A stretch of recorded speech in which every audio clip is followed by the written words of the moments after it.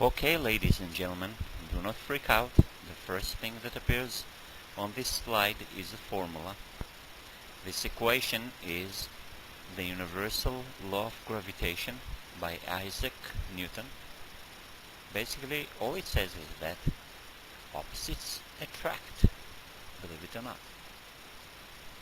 G stands for some sort of a universal number. M stands for how massive one object is. Little m stands for how massive another object is. So if there are two objects right next to one another, they're attracting more, there is more force between them if their masses are more. Also, if they're closer together, they're going to be attracting more as well. So for example, if the r squared at the bottom is 1, then just like dividing by 1. But if it's half square is a quarter, and when you divide by a quarter you make it as if you multiply by 4, which means the force is 4 times as much. Okay, don't worry about it. Basically opposites attract, and the closer you are together, the more attraction there is.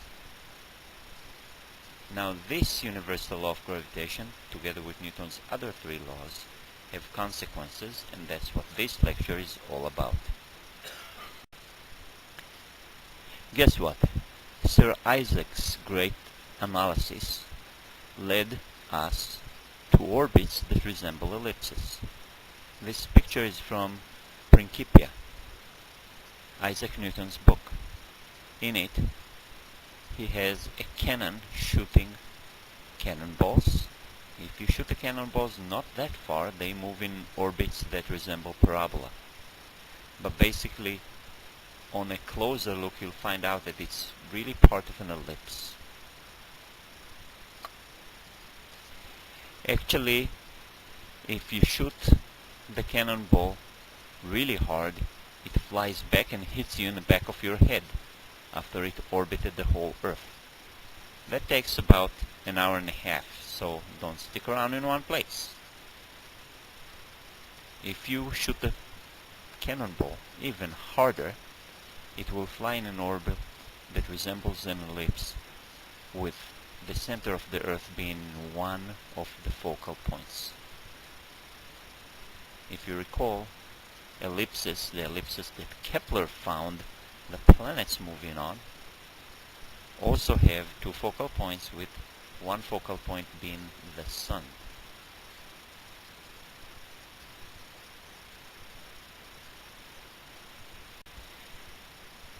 In the Tom Hanks movie Apollo 13, describing the mission of NASA to the moon, the astronaut in the film is saying, now Newton's at the helm.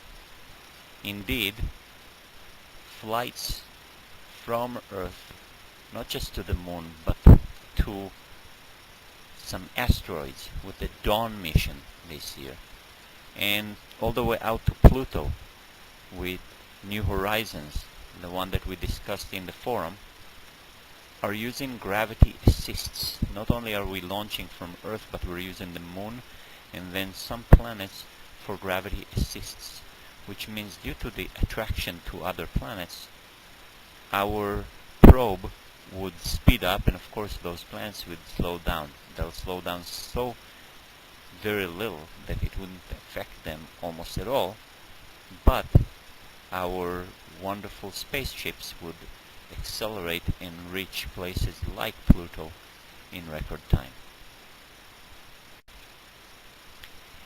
And guess what? As we discussed briefly in the previous lecture, we get tides as a result of Newton's universal gravitation law. Now this time around, let's be a little bit more concerned with that universal law of gravitation itself. Why are solar tides smaller than lunar tides? Opposites attract, we said, and the attraction is proportional to the two masses, in this case the mass of the oceans and the mass of the moon. Well, that's correct, but there's more attraction when you're closer. Therefore, the attraction to the oceans by the sun is smaller because the sun is so much further away. Yes, it's bigger, but it's so much further away. We next discussed the effect called the precession of the equinoxes, which was the fact that the moon is trying to kind of straighten up the Earth. Earth's axis of rotation is tilted. The moon's orbit is tilted by a very little bit, less than 5 degrees, whereas the tilt of the Earth is 23.5 degrees. Therefore, the moon is trying to straighten the Earth up. That is, the bulge of the oceans is larger near the equator, at 23.5 degrees off from the ecliptic, the plane in which the sun is at. But the moon is trying to straighten it up. Now, when you're trying to, for example, straighten up the wheel of bicycles that are turning around, it's very hard. Therefore, instead of straightening it up, it makes the whole bike lean. This is how you take a corner with a bike or with a motorcycle. This is exactly what happens with the moon and the Earth. The moon is trying to straighten Earth up, but instead of straightening it up, it actually causes it to precess, to move like a gyro. Here is a picture of how this happens. On the right hand side is a top trying to spin, but gravity trying to make it fall. As a result, it precesses. On the left hand side you see the Earth and the moon trying to straighten it up. Now in that picture we also have the inclusion of the sun. And the reason that this has been added is because just the moon would cause the precession. We don't need the sun for that. But the slight effect of the sun and the difference between neap tides and spring tides causes this effect to be ever so stronger when both the sun and the moon are doing their work together than during the rest of the month. Therefore, this would have a correction which creates some sort of a relationship with the months. See that in 2 slides. In this slide you can see the precession itself without the effect that's due to the sun. In this slide I remind you of where Polaris is. And in this slide you see the effect of the precession of Earth's axis of rotation. So right now Earth's axis of rotation is pointed towards Polaris, as it did for tens of years, and as it will for the next tens of years. But over a course of hundreds and thousands of years, you can see that the axis is precessing. In 26,000 years it will be Polaris again, but in 13,000 years Vega will be the North Star. At the same time, vernal equinox is also precessing, and what happens is that the days and nights are equal, the vernal equinox, at this time when Earth kind of lines up with the constellation of Pisces. But it's gonna shift, it's gonna move towards Aries, etc. And it will move so that in 26,000 years it will again go in Pisces. Now think about it. That means that the place has moved over the last 2,000 years.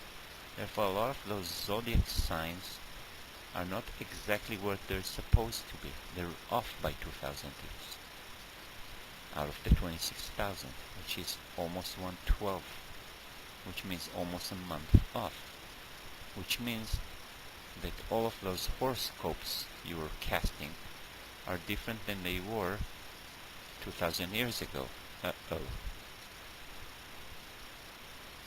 Well, after all, astrology is a religion and not a science.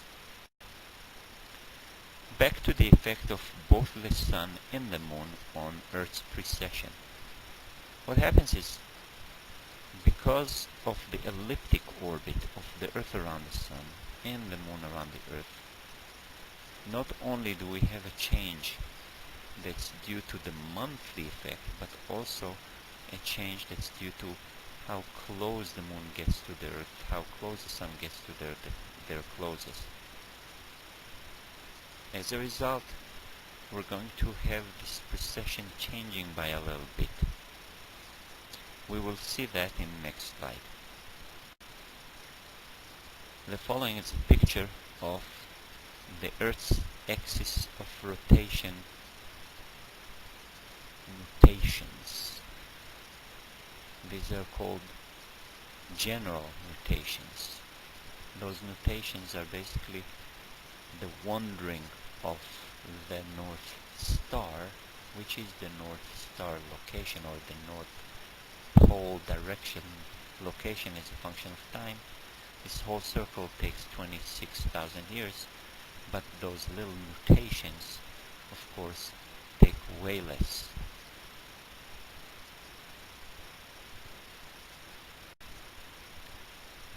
On top of those, there is something called the Chandler wobble. An American astronomer in the 1890s figured out that Earth's axis of rotation doesn't only follow those precessions and nutations, but also there is an extra wobble that we are not 100% sure we understand. The best model we have is that Earth itself does not have the axis go exactly through the center, but it's a little off-center, so Earth is not spinning exactly around its proper center. Think about a car wheel. You need to balance your wheels, and that is because they don't exactly spin around the very center due to the distribution of weight not being completely uniform. Same thing is true for Earth itself. Next, let's go back to the effect due to the tides, but this time around we're going to talk about the fact that the days are getting longer. By very little bit, but they do. And that is again due to the effects of Newton's laws and what they do with the tides. As a reminder, the tides are a result of the fact that when the moon is closer, opposites attract, but they attract more when they're closer together. Therefore, the ocean is closer, the middle of the Earth is closer than the other side of the Earth, and we get two bulges. And since Earth spins around itself in around 24 hours, you go through two high tides in every day. Another interesting effect due to Newton is the fact that Earth's actually slowing its rotation. Those bulges we were talking about actually progress a tiny little bit ahead of the line connecting the moon and Earth. They do that because the speed of gravity is only the speed of light. Gravity doesn't move at an infinite speed. So the bulges progress.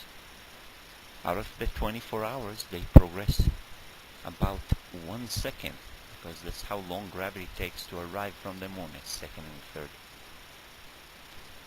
Then the moon sees the bulges progress and it starts to try and slow them down. Same as sandal brakes on the outside of your car or brakes on your bike trying to slow it down. As a result, we have something called tidal braking, which slows Earth's rotation down. Don't worry, only by a few hundredths of a second per century. But this is something that we have measured over the centuries.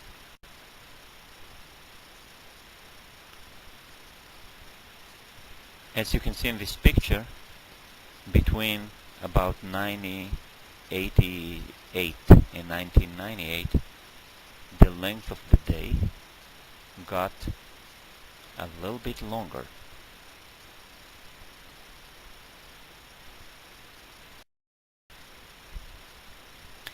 Last but not least, I'd like you to think about Newton's first law, that law that says that everything moves even without any forces acting on it. For instance, the stars in the Big Dipper.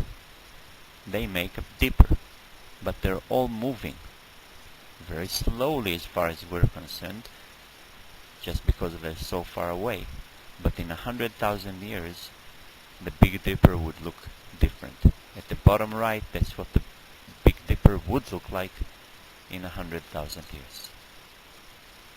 Well, until our next lecture, live long and prosper.